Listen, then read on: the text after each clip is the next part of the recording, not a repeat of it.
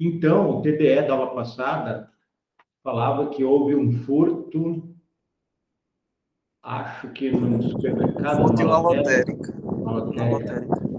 Bom, houve um furto, não, desculpa, houve uma subtração. Aí eu pedi para tipificar, né? E ali faltou informar se havia violência ou não. Na realidade, ali tem que haver violência, porque como ele tirou as coisas das pessoas também, certamente haveria necessidade de violência. Então, mas, como não constou, se alguém pensou no furto, não posso dizer que está errado. Teria que ter constado que havia violência.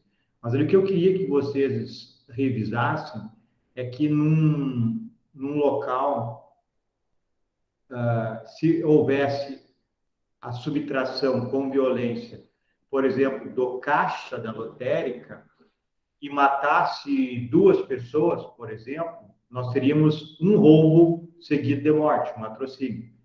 E nesse caso, havendo o ingresso e tirando os objetos de várias pessoas e da própria lotérica, aí nós teremos o roubo em concurso, né, pessoal?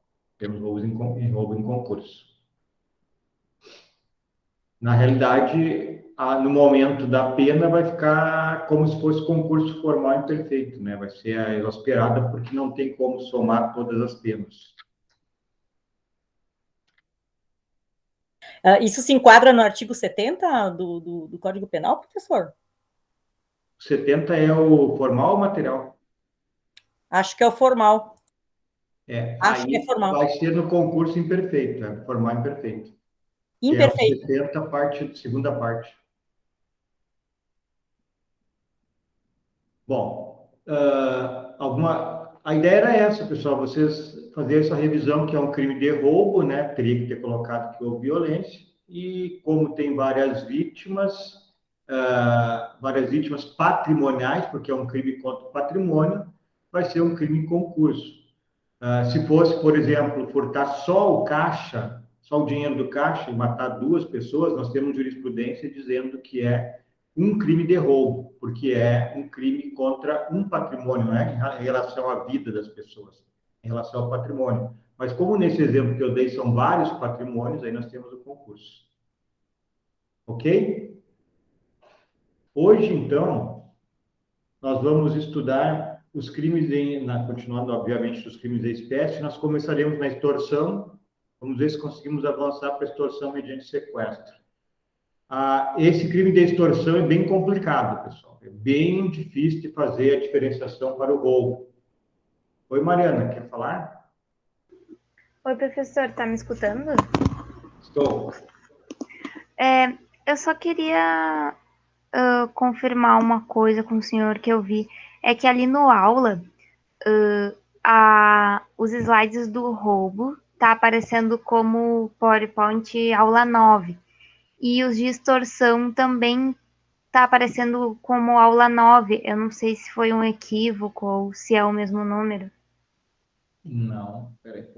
Eu concordo com a colega, eu dei uma olhada antes, me parece que é o mesmo arquivo da aula passada, do artigo 157 em diante. Deixa eu dar uma olhada aqui.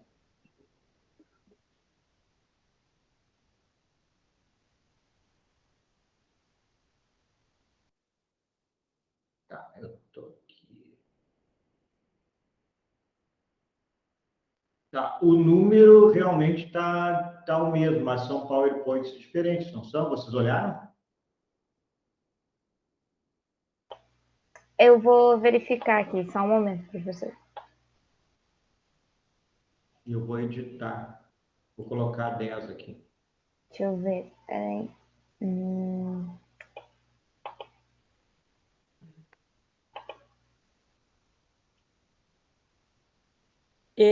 Eu abri aqui, é o mesmo da aula passada, é roubo. É verdade, concordo com a colega, tá aparecendo o mesmo da aula passada. Vamos ver aqui de novo. Tá. Extorsão e sequestro. Aula do dia 28, vocês estão olhando, né? Sim. Sim, professora, a aula de hoje, 28.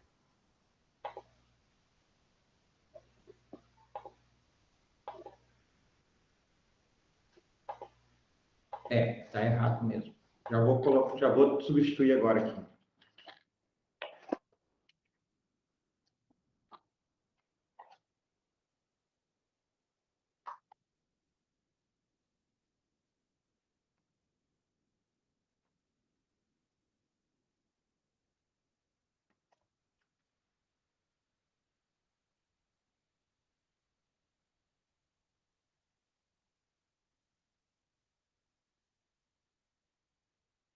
A semana que vem, acho que na terça ou quarta, na quarta, acho que abre a avaliação, o início da avaliação de vocês, né?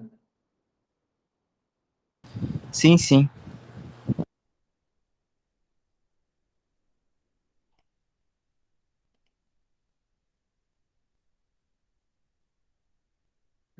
Aqui.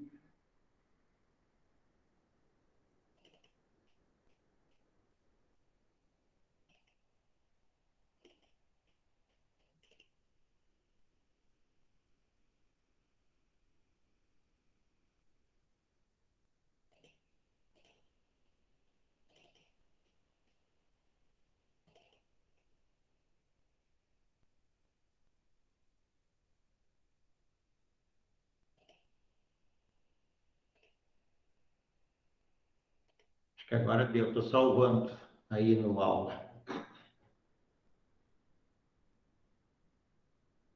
Tá, podem olhar agora.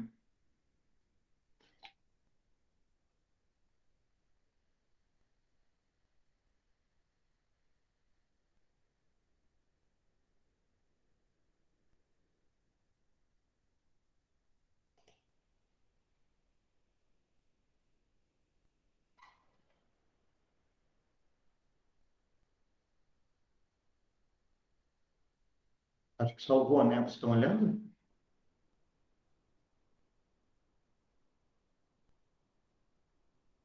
Deu certo, para mim está aqui, professor. Então tá. Então vamos lá.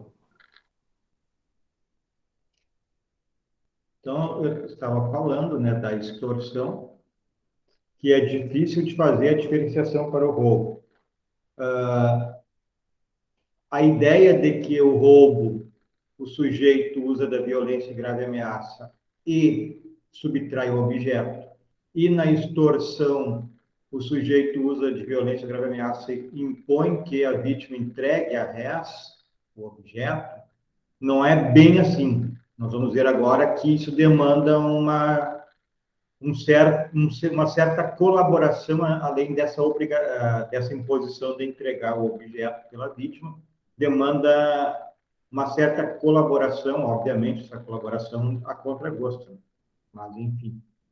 Então, diz o artigo 158, vamos ver essas diferenças aí. Constranger alguém, mediante violência ou grave ameaça, com o intuito de obter para si ou para outrem indevida vantagem econômica, a fazer, tolerar que faça ou deixar de fazer alguma coisa. Pena de 4 a 10 anos. O parágrafo 1º, se o crime é cometido por 2 ou mais pessoas ou com emprego de arma, aumenta-se a pena em 1/3 até a metade. E o parágrafo 2º aplica-se à extorsão praticada mediante violência ou disposto no parágrafo 3º do artigo anterior. Aqui é o caso lá do latrocínio, o caso do roubo seguido de lesão corporal. A gente vai ver isso. Então, aqui é o parágrafo 3º, que a gente acabou de ver, né? De comentar. Não, esse aqui é o parágrafo 3º daqui, só um pouquinho. Deixa eu fechar aqui. Se o crime é cometido mediante restrição da liberdade da vítima e essa condição é necessária para a obtenção da vantagem econômica, a pena de reclusão de 6 a 12 anos, além da multa. Se resulta lesão corporal grave ou morte, aplicam-se as penas previstas no artigo 159. Tá? Vamos ver tudo isso agora. A extorsão, então, como eu disse para vocês, ela tem uma certa semelhança com o roubo. Ela implica, o roubo, então, né, implica uma subtração violenta ou com grave ameaça. Mas a diferença, então, é que na extorsão há uma exigência da participação ativa da vítima. A vítima tem que fazer alguma coisa, ou tolerar que o sujeito determine que ela faça alguma coisa, por exemplo. Como, por exemplo, o sujeito determina que ela entre no carro, que está na garagem, e traga o celular para ela. Mas nós vamos ver uma jurisprudência logo a seguir. No roubo, isso não existe. O roubo, então, não tem essa participação da vítima. Na extorsão, o ofendido colabora ativamente com o autor da infração. Então, como eu disse, no roubo se retira do sujeito a res, toma. Na extorsão, a vítima tem que participar de alguma maneira. Então, tem jurisprudência que nós vamos ver, só para você ter uma ideia da dificuldade de entender a extorsão, em que o sujeito chega no carro da vítima para subtrair o carro, aponta a arma e determina que a vítima entregue a chave, e a vítima entrega. Isso é crime de roubo e não de extorsão, mesmo tendo entregado, porque não há essa participação ativa da vítima. A vítima, na realidade, entregou porque havia ameaça, de grave ameaça, ela entregou sem participar. Essa participação teria que ser um pouquinho maior. Vocês estão vendo aí? Sim. Tá. Então, roubo. Exemplo, para roubar um carro, o agente aponta o revólver, retira a vítima de seu veículo contra a vontade dela. No caso da extorsão, o autor aponta o revólver para o filho do ofendido, determinando que ele vá buscar o carro na garagem da sua residência, entregando em outro local pré-determinado, onde se encontra o comparsa. Alguém está pedindo para entrar, eu vou ter que... Meu computador está com um probleminha hoje. Tá, vocês entenderam a diferença ali no exemplo do roubo do carro? Roubo e extorsão.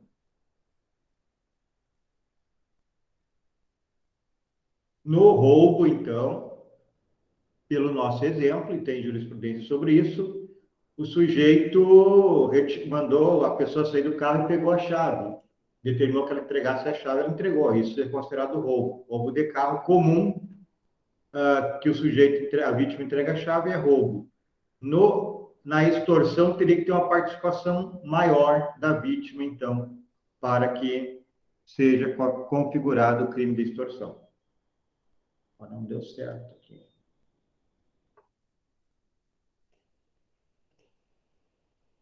Estou com um problema no computador, não?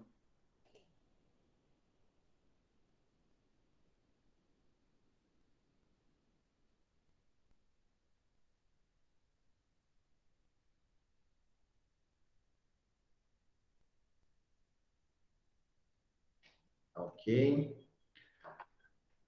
Então, nós vimos ali, na primeira hipótese, o sujeito aponta o revólver, retira a vítima do veículo contra a vontade dela. No segundo caso, a vítima vai em casa, busca o carro, entrega no local combinado. Então, há uma participação maior da vítima no caso da extorsão. O núcleo do tipo é constranger, que significa, né, impor, determinar, toler a liberdade, forçar alguém a fazer alguma coisa que ele não queira fazer. Então, a diferença do roubo, que o núcleo é subtrair, por isso que eu disse, no roubo se retira a res do sujeito. Na extorsão, é constranger, determina que a pessoa entregue a res. Essa é a diferença, só que não é tão simplesinho assim, conforme a gente viu no exemplo. STJ, entendimento desta corte no sentido de que o emprego da violência ou grave ameaça é elementar do crime do artigo 158, ok? Assim, se o funcionário público se utiliza desse meio para obter vantagem indevida, comete o crime de extorsão e não o de concussão. Aqui tem uma diferença. O de concussão, que nós vamos estudar, é um crime próprio. Exigir o funcionário público, em razão da função, a vantagem indevida. Nesse caso aqui que a gente está vendo, está funcionando direito aqui as minhas coisas. Enfim. Nesse caso aqui, o funcionário se utiliza desse meio, então, da violência, para obter a vantagem indevida. Comete o crime de extorsão. Então, ele constrangeu. Vamos de novo. Ó. O STJ entende que o servidor público que se utiliza de violência ou grave ameaça para determinar que alguém lhe entregue, no momento posterior, uma vantagem devida, é crime de extorsão e não de concussão. O de concussão, o verbo é exigir. Então, está aqui a diferença. Por isso que o servidor comete o crime de extorsão quando utiliza violência, grave ameaça. Poxa, tá complicando aqui. Vamos lá. TJRS. Comprovado que o acusado Flanelinha exigiu das vítimas, mediante grave ameaça, indevida vantagem, nós temos aqui, então, o crime de extorsão. Vamos ler lá devagar. Comprovado que o acusado Flanelinha exigiu das vítimas, mediante grave ameaça, indevida vantagem econômica, para que estacionassem o carro na rua, deixando-as intimidadas, deve ser mantida sua condenação pelo delito de extorsão. Então, neste caso aqui, a gente pode deduzir que há uma participação das vítimas. Ele determinou, né, que elas, com o emprego de grave ameaça ou violência, que elas estacionassem naquela rua. Então, elas tiveram esse período, esse tempo para estacionar o carro. Então, esta é a diferença para o roubo, essa colaboração maior da vítima. Bom, sujeito ativo e passivo qualquer pessoa, a violência ou grave ameaça é aquela que constrange a violência, né? A grave ameaça, desculpem, e violência é a lesão. É aquela, então, grave ameaça que vence a resistência da vítima. Isso é considerado grave ameaça. É um crime doloso. O elemento normativo do tipo, aquele dolo especial que a gente chama, é a indevida vantagem econômica, que é o que se pleiteia com a prática desse crime. E a consumação se dá, então, quando o agente cede ao constrangimento. Uma jurisprudência do STJ. Hipótese em que foi exigido da vítima o pagamento de determinado valor, que é a indevida vantagem econômica, sob pena de destruição de seu caminhão. Então, exigia uma vantagem econômica ou destruiria o caminhão, bem necessário ao desempenho de sua atividade habitual, que havia sido furtado.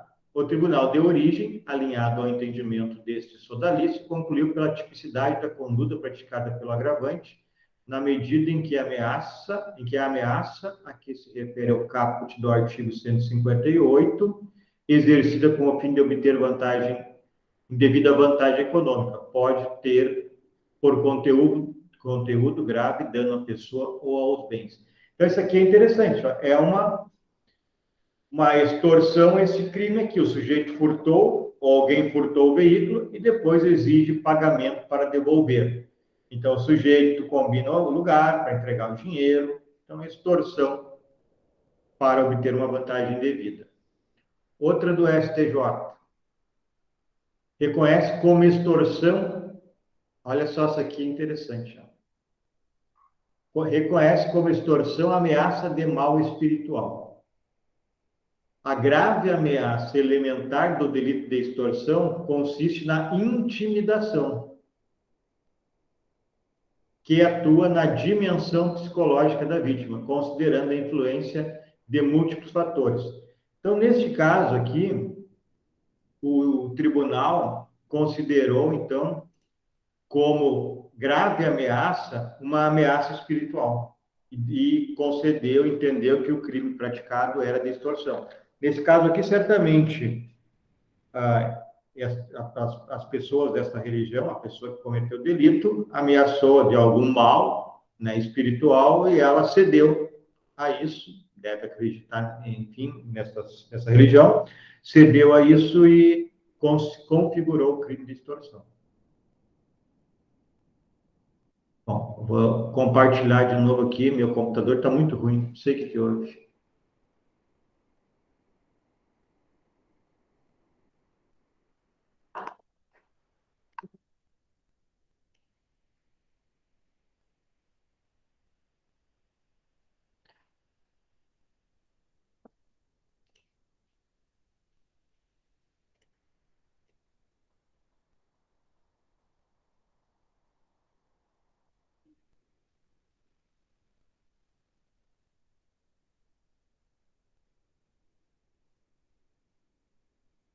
Bom, a súmula 196, né, do STJ tem a orientação de que o crime de extorsão consuma-se independentemente, então, da obtenção da vantagem indevida. Houve, então, a grave ameaça ou violência, determinando que a vítima realize alguma conduta que ela não é obrigada, mesmo que não se inverta a posse da res, estará configurado o delito de extorsão.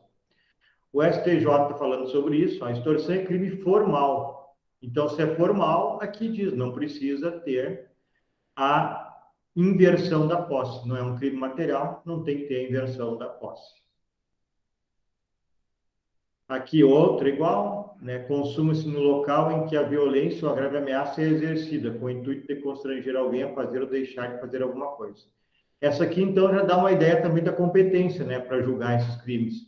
O local em que a violência ou grave ameaça é exercida é o local do delito. Então, consuma-se naquele local. Por vezes, né, a questão material pode estar em outra cidade, mas é o local, então, da grave ameaça ou da violência.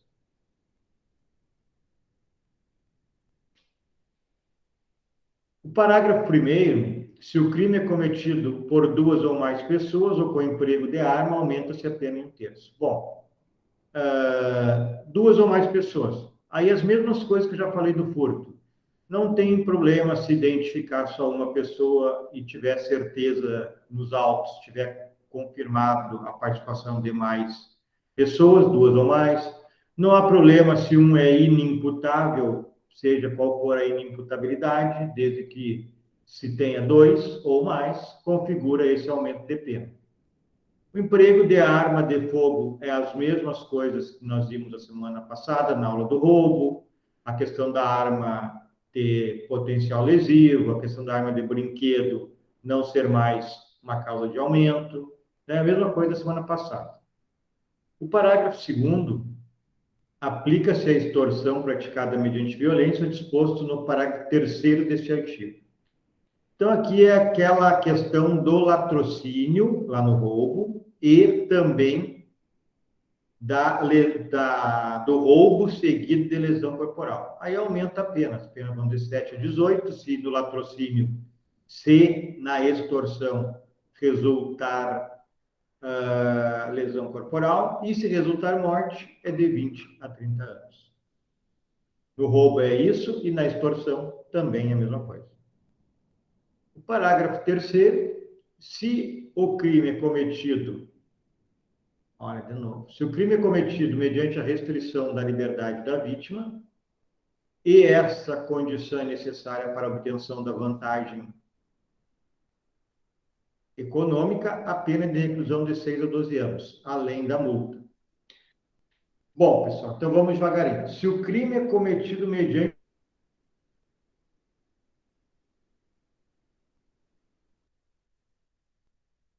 é necessária para a obtenção da vantagem econômica, a pena de reclusão de 6 a 12 anos. Aí, o que nós temos que lembrar aqui? Aqui não vai haver concurso formal, concurso material formal, não vai haver concurso com o delito de sequestro e cárcere privado. Por quê? Porque é só o tempo para realizar o delito de extorsão. Se ficar muito tempo, nós teremos concurso, como nós vimos lá no roubo.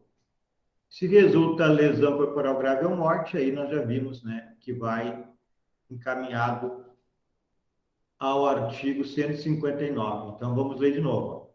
Se o crime é cometido mediante restrição da liberdade da vítima, e essa condição é necessária para a obtenção da vantagem econômica, a pena de reclusão de 6 a 12 anos, além da multa. Se da lesão resulta lesão corporal grave ou morte, aplicam-se as penas previstas no artigo 159, parágrafo 2º. Aqui estão elas, ó. Pena de reclusão de 16 a 24 anos, se for lesão corporal, e se for morte, de 24 a 30 anos. Ok? Alguma dúvida aqui, pessoal? Professor, só para ver se eu entendi. Então, se teve ali a restrição da liberdade, mas foi por pouco tempo, aí é a extorsão. E se for por mais tempo, aí é o roubo mediante extorsão, seria isso? Isso. Não, extorsão mais Mais sequestro roubo. ou cárcere privado. Ah, tá bom. Ah, sim, sim. Que é a No caso. mesma coisa que nós vimos no roubo a semana passada. Ah, é por isso eu me confundi. Tá bom, Uhum. entendi. Tá. Bom, o sequestro relâmpago, ele é este parágrafo terceiro. Não sei se vocês vão lembrar, há muito tempo nós tivemos o sequestro relâmpago, que era pegar as pessoas para levar no caixa eletrônico e subtrair dinheiro. Então, foi criado esse tipo penal do 158, parágrafo terceiro, para isso, né? E nele há, como a gente estava vendo anteriormente, a possibilidade de 2 resultados qualificadores, lesão grave e morte. E aí eleva a pena, como nós vimos por 159 aqui, ó. Esse parágrafo terceiro, então, quando há essa restrição, o exemplo é do caixa eletrônico, leva o sujeito do caixa eletrônico, retira o dinheiro e solta. Aí nós temos a extorsão do parágrafo terceiro. Se resultar lesão corporal de natureza grave ou morte, nós teremos as penas previstas aqui no 159, parágrafo 2º. Isso aqui, então, é específico para a extorsão com restrição da liberdade. E aí vem essa situação que nós acabamos de falar, depende do tempo desta retirada, né, da liberdade. Vocês entenderam isso? Não ficou meio confuso? Alguém ficou com dúvida? Todo mundo entendeu? Mais ou menos, professor. Seria interessante um caso concreto para a gente poder analisar de fato. Às vezes, a lei, só o artigo, a gente até fica claro, mas quando coloca numa questão, tu já fica sem saber para que lado correr. Pelo menos eu sou assim. Tá, vamos ver aqui, ó. O que nós temos no artigo 158, parágrafo 1º, parágrafo 2º e parágrafo 3º. O caput, então, a gente já entendeu que é só a questão de usar de violência ou grave ameaça e contar com a colaboração da vítima. É algo complicado, como eu disse para vocês. Então, no roubo de carro, o sujeito entrega a chave, a vítima entrega a chave para o delinquente, é roubo. Agora, o exemplo que eu coloquei para vocês é do sujeito que pega o filho da vítima e determina que ele busque o carro. Ou furta o caminhão, como eu dei o exemplo, e depois constrange a devolução do objeto mediante o pagamento de certa quantia em dinheiro. Então, nesses casos, com esse constrangimento, houve uma participação da vítima, tanto no exemplo 1, quando está sendo ameaçado o filho, quanto no exemplo 2, quando está se. Então, isso é a extorsão. A diferença para o roubo está justamente nesta participação maior da vítima nesses 2 exemplos que eu dei. Até aqui, vocês conseguiram entender ou alguém ficou com dúvida do que é a extorsão? Até aqui está ok, professor. Tá ok. O parágrafo 1º só tem um aumento de pena quando o crime é cometido por 2 ou mais pessoas. Então, concurso de pessoas. E também quando há emprego de arma. Tá? Então, isso aumenta a pena. O parágrafo 2º, ele determina que se aplica-se a extorsão praticada mediante violência, violência é lesão. Se fosse grave ameaça, era ameaça. Violência é lesão. Então, aplica-se a extorsão praticada mediante violência, o disposto no parágrafo 3º do artigo anterior. O que é o parágrafo 3º do artigo anterior? É roubo com resultado lesão. E roubo com resultado morte, que é o que nós chamamos de latrocínio. Então, na extorsão, se resultar lesão, aplica-se o que está escrito lá como pena, no parágrafo 3º do roubo. Se resultar morte na extorsão, mesma coisa, aplica-se a pena do latrocínio, que está lá no parágrafo 3º do roubo. Aqui entendido? Se alguém não entendeu, eu explico de novo. Não, tá ok, professor. Tá.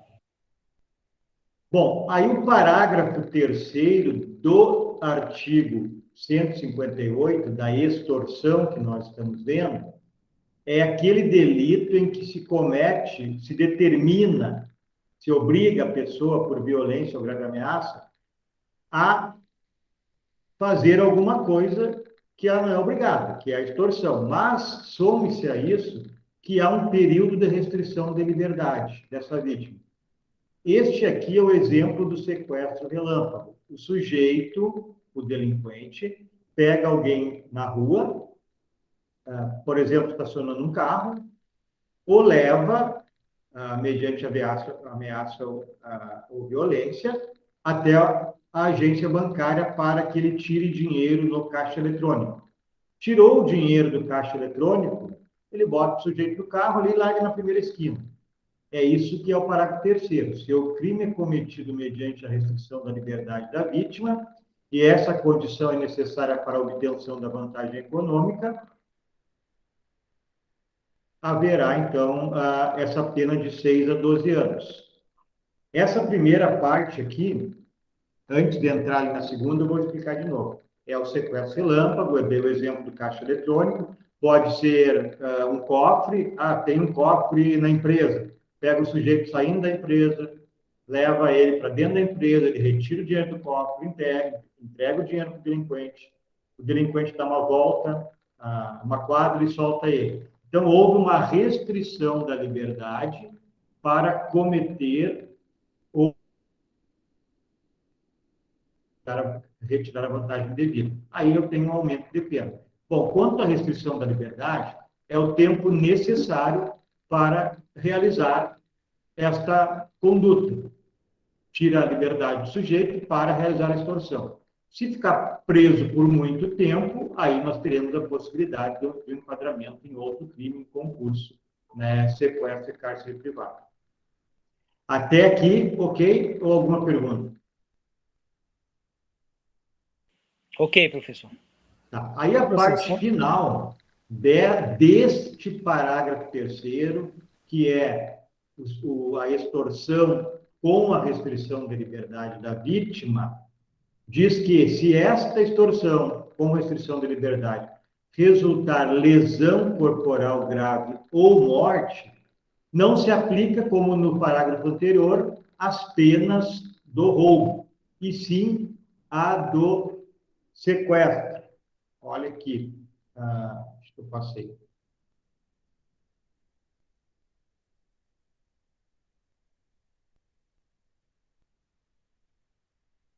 Não sei o que houve aqui no meu. Tá, vou pedir para alguém ler para mim, então, aí, o 159, parágrafo 2º e parágrafo 3º. Porque eu não estou... Bom, eu leio aqui. Alguém está pedindo para entrar, eu já vou abrir aqui. Eu não sei por que meu computador está dando pau hoje. Vamos ver aqui. Código penal.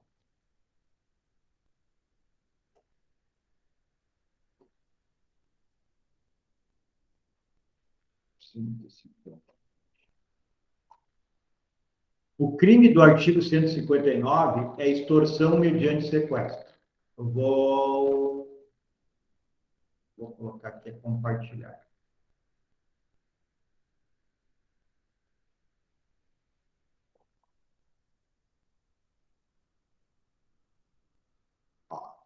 Lembra, nós olhamos isso aqui. Ó. Se o crime é cometido mediante a restrição da liberdade da vítima, e essa condição é necessária para a obtenção da vantagem econômica, a pena de reclusão de 6 a 12 anos. Isso aqui eu dei o exemplo do sequestro relâmpago, que é retirar o dinheiro do caixa eletrônico. Tá, ocorreu isso, tirou a liberdade da vítima, que estava entrando no carro, saindo do carro, por exemplo, vai no caixa eletrônico, a vítima retira o dinheiro, entrega o dinheiro e o sujeito vai embora, o delinquente. Então, eu tenho essa extorsão do parágrafo 3º. Aí, esta partezinha final aqui diz respeito a esse parágrafo, a essa espécie de extorsão, com a retirada da liberdade, com a restrição da liberdade. Se nesta situação de restringir a liberdade resulta na vítima lesão ou morte, a pena aplicada é essa aqui, ó, 159, parágrafo 2º ou 3º. O parágrafo 2º diz: se do fato resulta lesão corporal de natureza grave, reclusão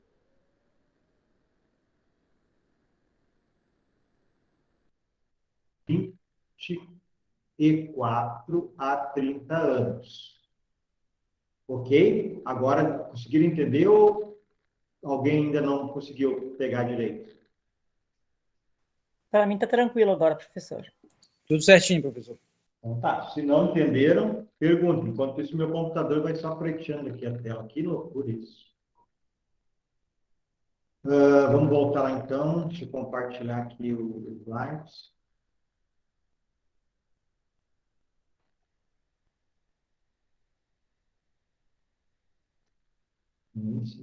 Agora vou botar o slide aqui.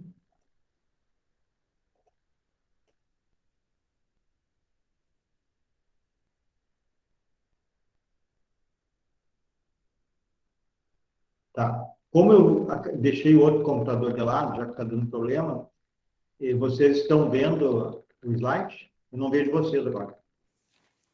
Sim, Dá para ver professor. sim, professor. Ei, professor.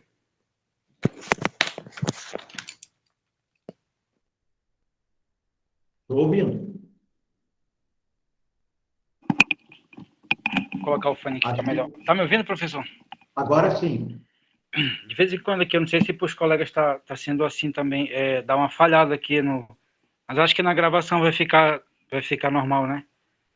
Uma falhada no slide No ou na áudio. minha voz? No áudio. Para mim não É há... verdade, para mim também. Eu não sei se já estava roubando fio. Teve acho que umas 2 semanas que eu passei sem assistir sua aula. Que os caras roubam fio de internet aqui direto, sabe? Eles acham de roubar só da minha rua, filha da mãe. Porque eu moro um pouco afastado, aí já viu. Aí a gente Sim. olha, não vê nada. Que é distante, né? Todos os fios são distantes. Sim, entendi. Tá, mas para ti também, Nisso, está cortando meu áudio? Sim, umas 2 vezes até achei que era comigo aqui também, professor, por isso que eu não reclamei, que a minha internet oscila muito às vezes. Tá, eu acho que deve ser nos momentos que o meu computador está dando um baque que preteia a tela e volta na mesma em segundos, deve ser nesse momento. Ah, pode ser, pode ser. Então vamos adiante. Vamos ver aqui algumas.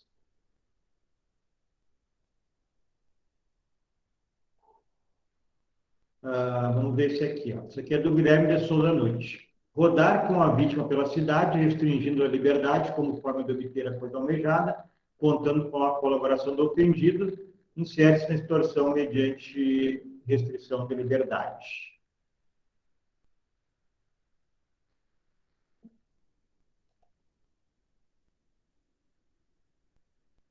O meu computador está tão ruim que até para passar o slide está, não sei o que houve hoje. Deixa eu tirar esse outro aqui, vou desconectar para ver se melhora. Tá, vamos ver se melhora agora.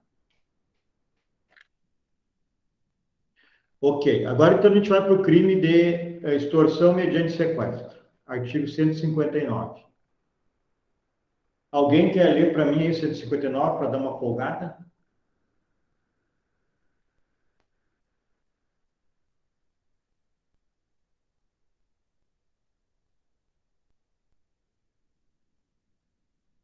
É o que está no material, né, professor? Pode ser? Tá, ok. Artigo 159. Sequestrar pessoa com o fim de obter para si ou para outrem qualquer vantagem, como condição ou preço do resgate. Pena, reclusão de 8 a 15 anos. Parágrafo 1º. Se o sequestro dura mais de 24 horas, se o sequestrado é menor de 18 ou maior de 60 anos, ou se o crime é cometido por bando ou quadrilha, a pena de reclusão é de 12 a 20 anos. Tá, Isso. ok. Pode ler o parágrafo 2º, 3º e 4º. Parágrafo 2º. Se do fato resulta lesão corporal de natureza grave, a pena de reclusão de 16 a 24 anos. Parágrafo 3º. Se resulta a morte, pena reclusão de 24 a 30 anos. Parágrafo 4º. Se o crime é cometido em concurso, o concorrente que o denunciar à autoridade, facilitando a libertação do sequestrado, terá sua pena reduzida de 1 a 2/3. Tá, ok. Então, o artigo 159, caput, sequestrar significa retirar a liberdade, pessoal. E a finalidade de retirar a liberdade, o fim especial, então ele tem um dolo especial, é obter para si ou para outrem qualquer vantagem econômica, como condição de preço ou como condição ou preço de resgate. Então, retira a liberdade de alguém com essa condição especial de obter uma vantagem, qualquer vantagem econômica, né, como condição de preço ou resgate. O parágrafo 1º, se o sequestro dura mais de 24 horas, se o sequestrado é menor de 18 ou maior de 60, o crime, ou se o crime é cometido por bando ou quadrilha, que agora na realidade é organização criminosa, né? Então nós teremos uma pena de 12 a 20 anos. Esse crime aqui é um crime permanente, né? Vocês devem saber que então a consumação se prolonga no tempo, enquanto durar o sequestro está se consumando. Ele não consuma no dia do sequestro, no momento que retira a liberdade. Ele vai se consumando enquanto a pessoa estiver sob o poder do sequestrador. Se durar 6 meses, o último dia do sequestro vai ser o dia da consumação. E, com base nisso, a súmula 711 do STF determina que a lei aplicável é a do dia da consumação nestes crimes permanentes. Então, nesse caso, um exemplo. Se aumentar a lei enquanto o sujeito estiver em cativeiro, a vítima estiver em cativeiro, se aumentar a pena, haverá incidência desta nova pena para os sequestradores. O parágrafo 2º, aí se então do sequestro resulta lesão corporal de natureza grave, 16 a 24 anos, se resulta a morte, 24 a 30 anos. Bom, pessoal, se o crime é cometido em concurso, o concorrente que o denunciar à autoridade, facilitando a libertação do sequestrado, terá sua pena reduzida de 1 a 2/3. Então, o sujeito é uma espécie de colaboração premiada, né? O sujeito colaborar para encontrar o cativeiro, para libertar o sequestrado, terá direito a este benefício. Como eu já disse, sequestrar é tirar a liberdade do sujeito, reter a pessoa, né?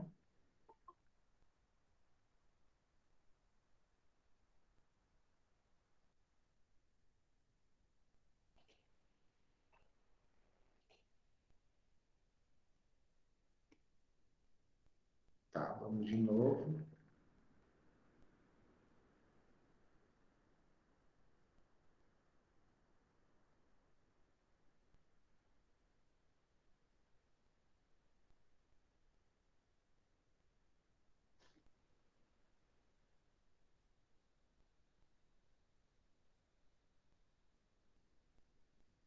Bom, aqui tem um entendimento que vai ser o crime, né, do artigo 148, constrangimento, se for apenas... vamos ver aqui 148. Quem é que pode ler para mim esse 148? Tem alguém com o Código Penal aí aberto?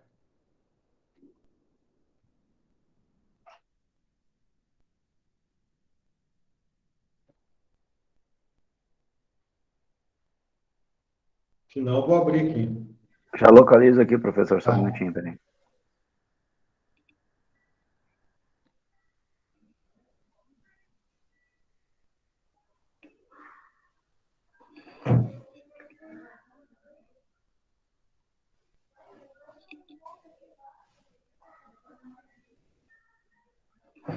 Sequestro e cárcere privado. Artigo 148. Privar alguém de sua liberdade mediante sequestro ou cárcere privado. Pena: reclusão de 1 a 3 anos. Parágrafo 1º. A pena é de reclusão de 2 a 5 anos. Inciso 1º. Se a vítima é ascendente, descendente, cônjuge ou companheiro do agente, ou maior de 60 anos. Inciso 2º. Se o crime é praticado mediante internação da vítima em casa de saúde ou hospital. Inciso 3º. Se a privação da liberdade dura mais de 15 dias. Inciso 4º. Se o crime é praticado contra menor de 18 anos. Inciso 5º.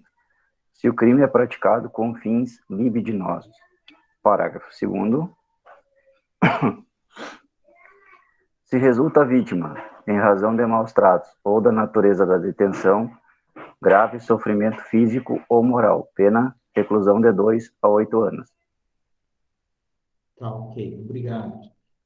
Então, notem, né? O 148, ele é um constrangimento diferente. O 148 tem a ideia de constranger, de insultar a vítima. Não tem a condição especial, a finalidade especial de obter vantagem econômica, que é o crime que nós estamos trabalhando, que é a extorsão mediante sequestro. Então, a extorsão mediante sequestro é tirar a liberdade de alguém para obter uma vantagem econômica, uma vantagem devida. O sequestro ou cárcere privado, corrigido agora pelo colega, ele é apenas retirar a liberdade. Qual é a diferença de sequestro ou cárcere privado? Nós vimos isso numa aula. O sequestro, o sujeito tem uma liberdade maior de locomoção, digamos assim, fica dentro de uma casa, por exemplo. E o cárcere privado, ele não tem essa liberdade, fica encerrado, preso dentro de um quarto só. Mas não tem essa condição especial econômica, apenas para insultar a vítima, constranger a vítima. Então, tem que diferenciar os dois casos, sequestro ou cárcere privado da extorsão mediante sequestro. Isso está tranquilo para vocês ou alguém ficou em dúvida da diferença dos dois casos?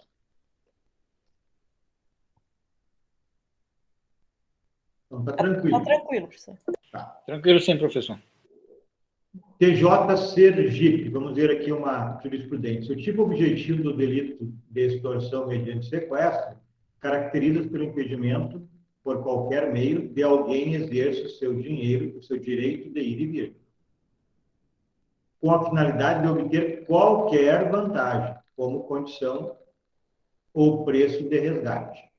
A extorsão mediante sequestro, prevista no artigo 159, consumou-se quando o agente sequestrou a vítima, cujo fito foi a tentativa de causar a boa impressão na simulação, que pretendeu, e com isso, obter o react de sua relação amorosa. Olha que interessante isso aqui, ó. Aqui, a condição que o sujeito requereu nem foi econômica, obter, reatar a condição amorosa. Por isso que a jurisprudência fala, ó, qualquer vantagem, não só econômica. Nesse caso aqui, o sujeito queria reatar a relação amorosa e sequestrou a vítima e exigiu que, para liberar, teria que reatar a sua relação.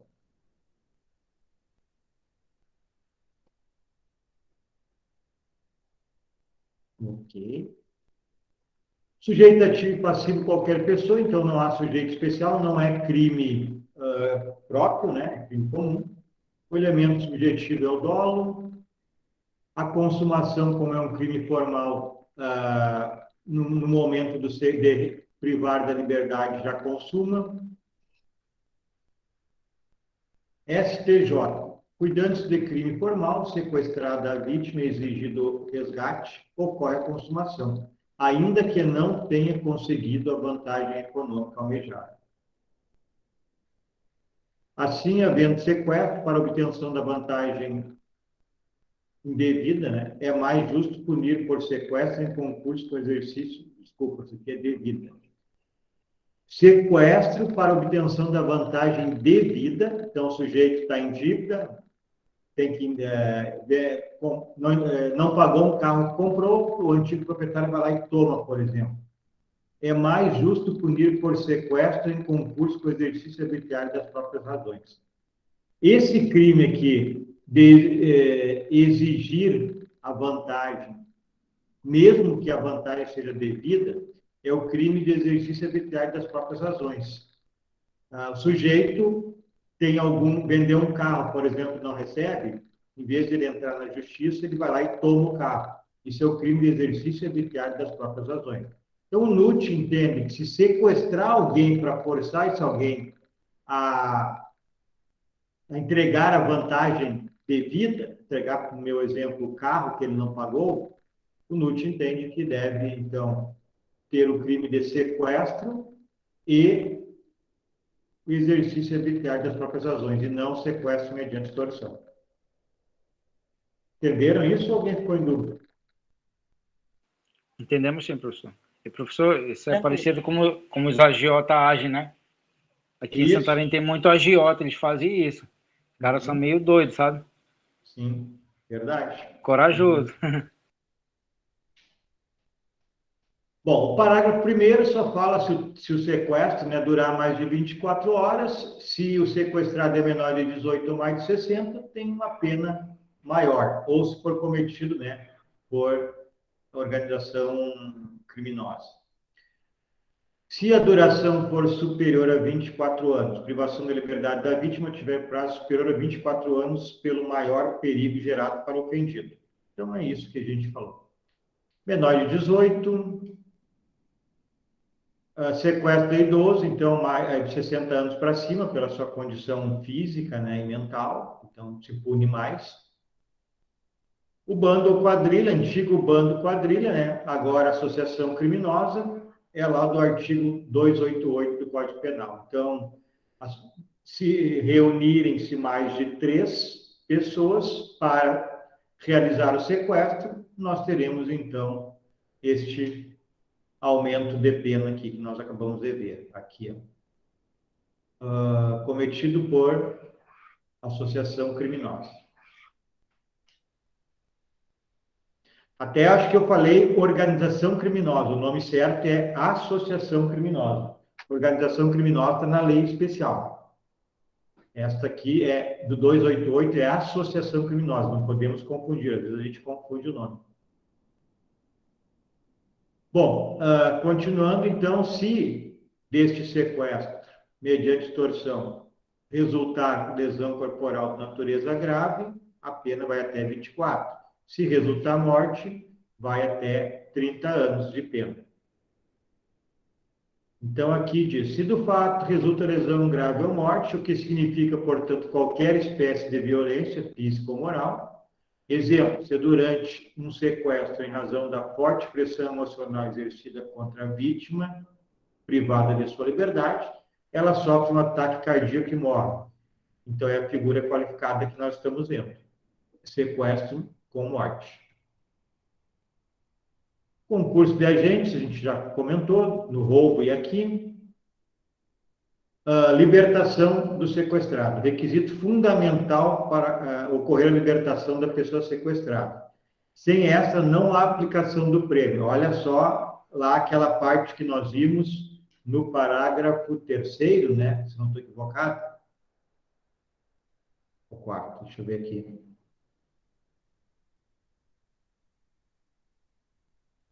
Quarto, ó. Se esse sujeito aqui colaborar para a soltura do sequestrado, um dos elementos, então, do sequestro, colaborar para a soltura da vítima do sequestro, haverá essa redução de pena, mas é bem claro, tem que haver a liberação. Se não houver, não haverá a possibilidade de haver a redução de pena. STJ. Após receber a notícia do fato, os policiais diligenciaram no sentido de localizar onde os saques haviam sido efetuados, dirigindo-se a outra cidade onde encontraram os suspeitos. O paciente apenas forneceu o número de telefone de seu comparsa. Foi o policial Carlos Alberto quem negociou a libertação da vítima. O paciente em nenhum momento facilitou a resolução do crime e sequer influenciou na soltura da vítima. Não se visualiza aqui, né, então, a possibilidade de redução de pena. Então, aqui fica bem claro nessa jurisprudência do STJ que ele tem que colaborar efetivamente na liberação. Nesse caso aqui, ele não ajudou muito, só deu o telefone do comparsa. Que hora é, pessoal? Deixa eu ver aqui. 9h35. Tá, mas vamos ver aqui o artigo 160, e aí que é curtinho, a gente termina daí. Extorsão indireta. Exigir ou receber como garantia de dívida, abusando da situação de alguém, documento que pode dar causa a procedimento criminal contra a vítima ou contra terceiro. Bom, isso aqui é bem simples, pessoal. Exige de outrem, de uma pessoa, ou recebe, por oferecimento da própria pessoa, algum documento, por exemplo, como garantia de uma dívida que pode dar causa a procedimento criminal contra a vítima. Ou seja, qual o documento que proporciona um procedimento criminal? Qualquer escrito, instrumento ou papéis públicos ou particulares. Um documento que incrimine o sujeito. Vamos ver aqui, ó. A extorsão indireta ocorre quando o agente ordena ou aceita como garantia de dívida, abusando da vítima, um documento passível de gerar um procedimento criminal. Por exemplo, vou dar um exemplo aqui para vocês. O sujeito, como disse ali o colega, é agiota, a vítima pega dinheiro com ele, e ele exige, nesse ato, que a vítima assine um cheque com assinatura falsificada. Né? Então, nesse caso, eu tenho um documento que foi falsificado a assinatura de outra pessoa. Então, e o agiota fica com essa folha de cheque como garantia de dívida. Então, se a vítima não pagar, o agiota ameaça ou entrega esse cheque com assinatura falsa, que não era da vítima, e, nesse caso, ela pode ser processada, né, por uma fraude. De outro exemplo, imagine-se a situação daquele que, necessitando muito de um empréstimo e podendo convencer a pessoa que lhe emprestará a quantia de que irá pagar, entrega voluntariamente nas mãos do credor um cheque sem suficiente provisão de fundos. A mesma coisa, só sem fundos. E aí o sujeito, o sujeito que faz o empréstimo ameaça ou até deposita esse dinheiro quando não receber o valor. E mesmo que, tem que ficar claro, que mesmo que não haja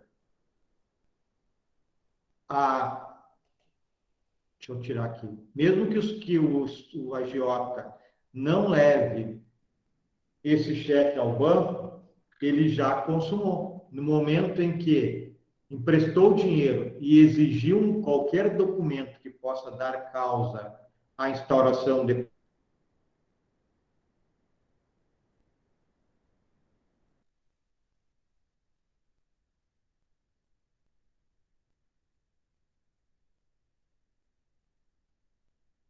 Falhou aqui.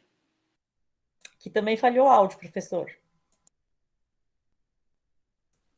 Acho que travou, gente. Tá, voltou. Tá muito ruim a internet mesmo hoje, aqui no meu caso.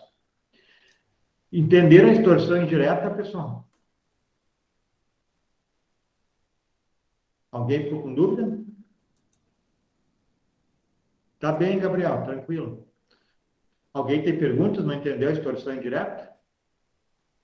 É simples, né? Empresta um dinheiro e exige um documento. Esse documento, de alguma maneira, pode gerar um processo criminal contra o beneficiário do dinheiro, que pediu emprestado. Aí consumou o delito. Se vai instaurar procedimento depois ou não, não vem ao caso. Já consumou no momento da entrega do documento falsificado, ou seja, qual for, que comprometa criminalmente a vítima, a pessoa que requereu o empréstimo. É um crime formal, então, professor. Sim, isso, crime formal. Certo? Alguma pergunta? Tá. Nós temos ainda mais uns 2 ou 3 crimes que são longos para vencer. E aí depois os outros são todos bem pequenos, a gente vai avançar bastante depois, nas últimas aulas. A gente tem todo mês de novembro e alguma coisa de dezembro, acho que até o dia 15 por aí de dezembro, deve ser. Então a gente tem mais uns 2 crimes, que é a apropriação indébita, que é longa, e até não sei se não é só essa. E aí, vencido isso, a gente vai ter diversos pequenos crimes aí. Ok? Então se não tem perguntas, boa noite, boa semana. Oi, fala, Gerivan. Eu tenho uma dúvida aqui, mas não é sobre relativa à matéria diretamente. Eu queria saber se o senhor postou a algum tipo de nota de atividade no portal do autoatendimento. É porque, para mim, aparece aqui uma nota na matéria, tipo NPS, mas aparece só um 0 e nada mais, não apareceu nem outro tipo de nota. Tá, Gerivan, tu tem que olhar a tua nota no aula, ali no G1, porque eu não consigo mandar. A Ubra tem um prazo, que eu acho que é só dezembro, se eu não estou enganado, que me autoriza a encaminhar. Eu até tenho que conferir o dia. Pode falar, Lúcio, se tu tem uma informação a respeito. Professor, o senhor que corrige as provas que a gente faz? O AP1 e o AP2, sim. A semestral, não. É porque eu vi que na correção lá daquela prova subjetiva, que o senhor colocou que os 2 crimes lá eram crime de feminicídio, certo? Sim. Mas os 2 crimes, um cometeu em razão o motivo foi ciúmes e o outro motivo foi uma traição. E não uma questão por razões de sexo feminino ou então em situação de violência doméstica. Aí eu fiquei com dúvida com relação a isso. Conforme nós vimos ali quando estudamos o feminicídio, nós pegamos o entendimento do NUT e de uma jurisprudência, essa condição de matar a mulher que tem alguma proximidade, quando não é a pessoa estranha que vai roubar um celular, por exemplo. Então, essa condição de matar a mulher que tem alguma proximidade, ela é uma condição objetiva, sempre vai ser feminicídio. Eu acho que está explicado ali, até eu coloquei, acho que entendimento, não lembro bem se eu coloquei o entendimento ou não do NUT e da jurisprudência nessa resposta padrão. Entendi, mas é complicado porque como a prova é subjetiva, tem vários outros doutrinadores que entendem de forma diferente, né?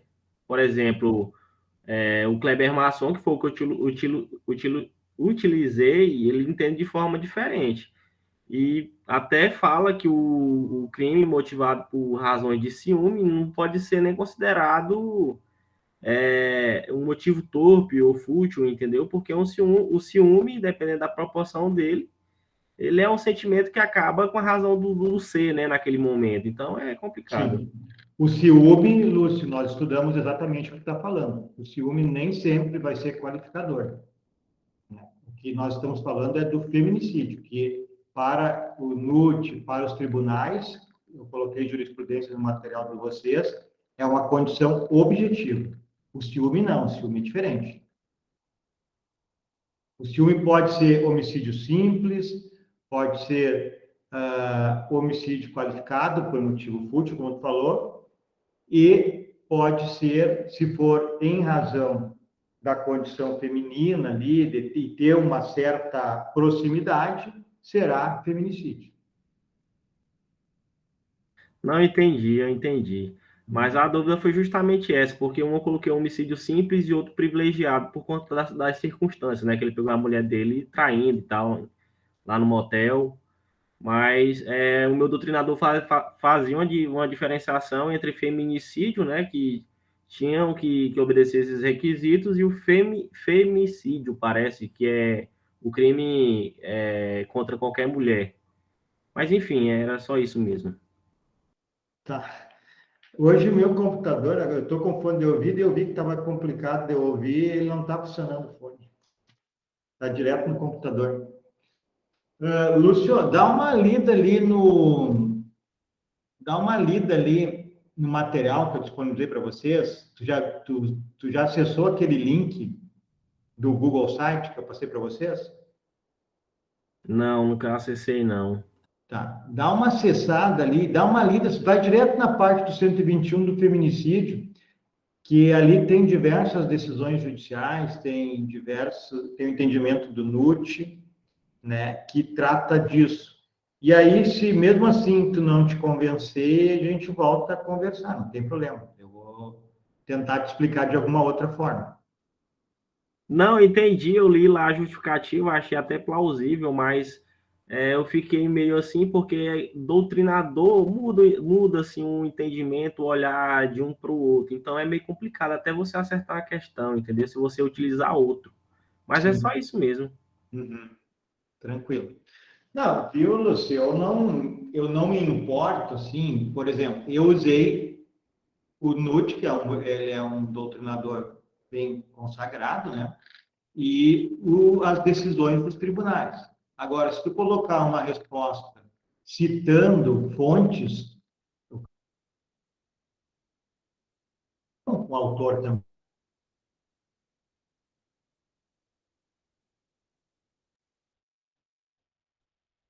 conhece, como o Kleber Masson, eu vou aceitar também, não há problema. Tá ok, professor. Só isso mesmo. Então tá. Então, mais alguma coisa? Professor, aí só para esclarecer aquilo que eu tinha perguntado, então essa nota que vai pro portal aqui, porque eu conferi a minha nota lá no autoatendimento da matéria, é uma nota específica, só porque no portal da Ubra está aparecendo lá como se fosse, só apareceu uma nota, né? Só um 0. Mas eu tirei a nota, eu fiz a atividade, está lá postado. Então essa nota aqui não foi o senhor que postou, ela não está atualizada, é isso? Tá, mas teu raciocínio está certo, mas eu te pergunto o seguinte, tu conseguiu ver as duas notas no aula? Não, no ambiente aula, eu só fiz o seguinte, tem duas atividades, né? São o relatório virtual 1 e o questionário da prova objetiva 1. Isso eu aí. fiz o questionário da prova objetiva 1, apareceu a nota lá, mas o relatório virtual 1, eu perdi esse prazo dessa primeira atividade, o que valia 0,5. Tá, Aí, então tá bem. nas notas, no meu portal da Ubra, aparece lá PS e só um 0, e não aparece nem outro tipo de nota. Uhum. Tá, não, se tu viu a tua nota já tá bom, tá satisfeito, porque no portal do autoatendimento, a Ubra tem uma data para mim poder encaminhar, até eu vou conferir essa data, ver o dia, se eu não me engano é só em dezembro que eu posso encaminhar para o portal do autoatendimento. Henrique, boa noite. Tá, ok, Henrique. Bom, então eu só posso mandar numa data que abre para mim, Gerivar. Não é a qualquer momento. Por isso que eu não enviei ainda. Assim que eles liberarem, até eu vou conferir, se não liberou nos últimos dias, eu já vou encaminhar para lá. Mas a nota é aquela que tu viu no aula ali, que vai ir para o autoatendimento. Ah, não, tranquilo, professor. Eu só fiquei preocupado com o que tinha aparecido lá, mas tá. Então, obrigado. Então tá, eu vou confirmar, mas eu tenho quase certeza que é só em dezembro que eu posso encaminhar as notas para o autoatendimento. Eu acho que é mesmo, professor, porque as outras duas professoras falaram a mesma coisa. Ah, então tá, parece que é. Mas aí, tranquilo, a nota que está ali no aula é a nota de vocês. Então tá, pessoal. Boa noite, então. Professor, obrigadão pela aula de hoje, professor. Valeu, Renato. Boa noite, colega. Boa noite, professor. Boa noite. Boa noite, Ó, pessoal. o Henrique está perguntando aqui, vamos ver, Henrique. O que está perguntando? Hoje é por causa do Pix. O que tem o Pix, Fernando? Não, brincadeira. Não, era do exemplo lá que você falou do sequestro. Tá. Tá certo. Aí falei que hoje está correndo muito do Pix. O pessoal está sequestrando o pessoal para fazer transferência. Tá certo. O Henrique aqui, ó. Boa noite a todos. Só consegui assistir a aula agora. Estava fazendo prova de outra disciplina. Minha dúvida também é essa. A nota lançada tira 0,4 em AP1 e PS foi 0,4. Tá, então é o mesmo esquema ali, Henrique. Vai ser encaminhado assim que a Ubra liberar para ir para o autoatendimento. Então tá. Boa noite, então. Até mais. Qualquer coisa, podem me chamar. Boa noite. Valeu, Henrique. Boa noite. Boa noite, Renato.